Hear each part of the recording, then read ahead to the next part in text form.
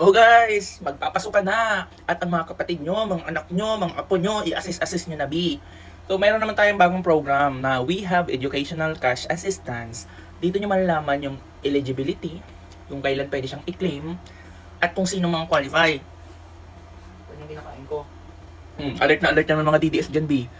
Mga emedora kayo, kayo yung mga to dice level kantsaw sa lahat-lahat, pero kayo nangunguna, di ba? Anong nangyari? Di ba? B, anong nangyari? Pakaalam-alam nyo ng 20 pesos na bigas, binash nyo agad si BBM. Pero kayong nangunguna sa pila, ang kakapal ng mukha nyo. Ito naman guys, i-highlight ko lang, basta nag-start na, I believe preschool, tapos hanggang college na, kapag eligible ka and you are part of, part of indigent people, well definitely, pasok ka B. Tingnan kasi ako Paano malalaman? Again, as I said from my previous video dun sa una, sa disability pension, ito B, basta estudyante ka. All you need to present is IDB. Kung college ka, matriculation form, or any proof na nagpapatunay na you are a student, kailangan yun mga DDS. May pinag-aralan pero parang wala. Charot. No, kidding aside, B, punta lang kayo sa DSWD, sa sector na yan or institution, and then ask the in charge regarding that, how to comply with the requirements in order for them to give you instruction how to claim it. Again, you can also see that on the SWD website. So once you go there,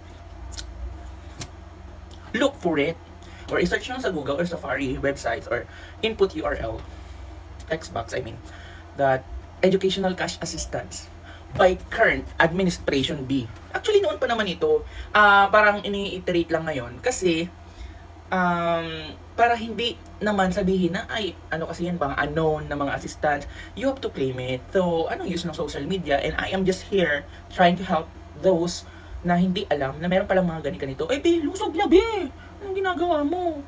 Lumusog ka sa pinakamalang ngayong gabi. Charot. Punta na kayo dyan, basta may mga in-charge, at kahit sa barangay meron yan. Pasalamat na kayo dyan sa comment.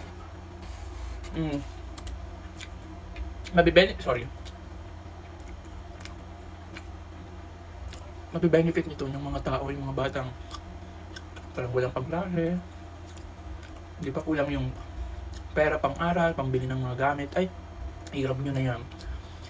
Meron din sa DSWD website na number na kapag may mga nag-abuse, hindi kayo naasikaso, mga ganun-ganun, report nyo na yan.